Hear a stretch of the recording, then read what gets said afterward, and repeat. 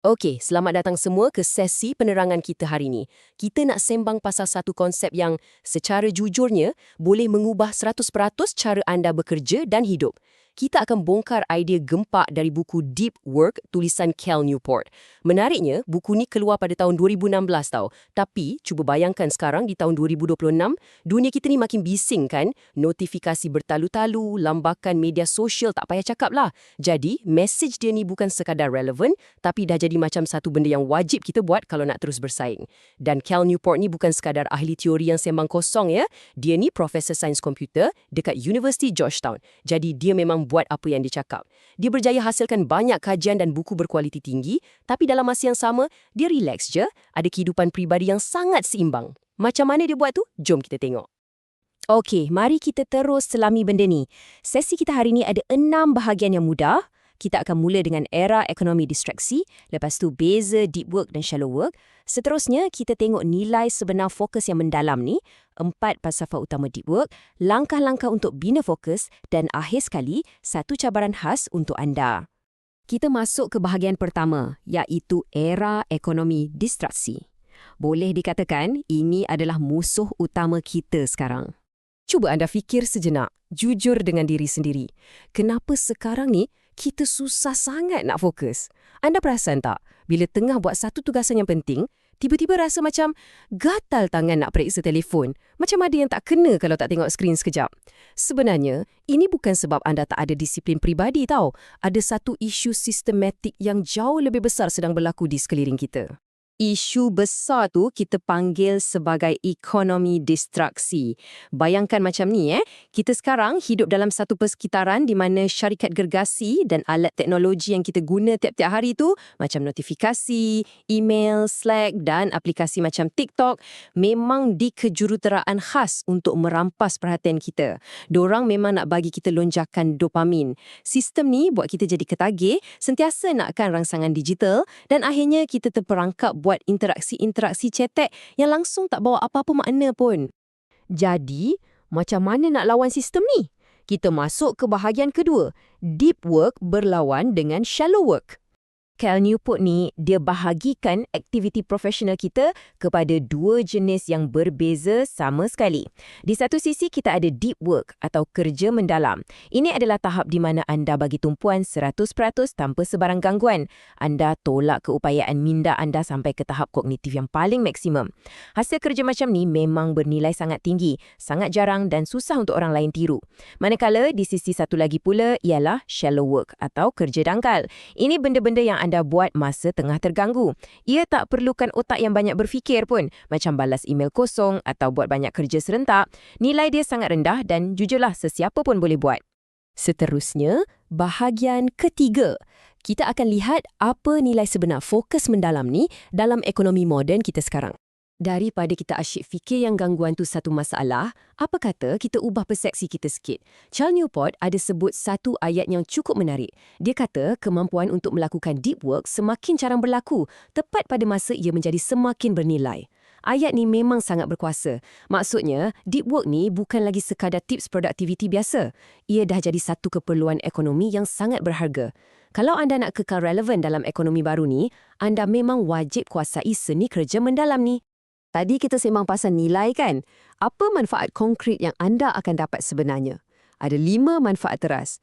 Pertama, output kerja anda akan menjadi jauh lebih berkualiti dan tinggi nilainya. Kedua, kemahiran anda akan berkembang dengan sangat pantas melalui latihan terancang atau deliberate practice. Ketiga, anda akan rasa puas gila bila siapkan kerja tu sebab ia rasa lebih bermakna. Keempat, anda automatik dapat kelebihan daya saing yang luar biasa di pasaran kerja. Dan yang kelima, yang paling menarik, hidup anda akan jadi lebih seimbang. Inilah rahsia macam mana Cal Newport sendiri boleh hasilkan buku-buku bestseller dan kertas akademik berlambak, tapi dia tetap berhenti kerja tepat jam 5 petang setiap hari dan hujung minggu memang dia tak sentuh kerja langsung. Hebat kan? Okey, kita beralih ke bahagian keempat, 4 falsafah deep work. Mari kita cari mana satu yang paling sesuai untuk anda. Kita kena faham setiap orang berbeza, kan? Jadi, anggaplah ini macam menu pilihan untuk disesuaikan dengan gaya hidup anda sendiri. Ada 4 falsafah semuanya. Pertama, monastik. Yang ni jenis hapuskan semua gangguan secara total. Contohnya macam pakar psikologi terkenal Carl Jung. Dia pergi menyorok dekat menara batu terpencil yang tak ada elektrik semata-mata nak fokus menulis. Ekstrim kan? Kalau tak boleh, ada gaya kedua, bimodal. Anda pecahkan masa dengan jelas. Contohnya, 4 hari penuh seminggu anda buat deep work gila-gila dan 1 hari lagi khas untuk shallow work. Gaya ketiga pula, beritma. Anda tetapkan jadual yang ketat. Contohnya, 90 hingga 120 minit pertama setiap pagi khas untuk fokus. Dan yang keempat, gaya wartawan. Ini sesuai untuk anda yang jadualnya tak menentu. Asal ada je peluang masa terluang, anda terus rampas dan masuk mod deep work. Pendekatan mana agaknya yang paling kena dengan jadual harian anda? Alright, kita masuk ke bahagian kelima. Langkah teras membina fokus menggunakan strategi Cal Newport. Sebaik sahaja anda tahu falsafah mana yang nak pakai, tibalah masanya untuk menukar teori ini kepada praktikal. Ada 3 langkah utama ni. Memang bunyi macam kasar sikit, tapi ini sangat penting untuk kita reset balik otak kita. Langkah pertama, biasakan diri dengan kebosanan. Anda kena matikan notification tu dan mula ajar otak untuk mampu duduk diam berfikir. Kalau tengah tunggu bas ke, tunggu kawan ke, jangan terus capai telefon. Biarkan je rasa bosan tu.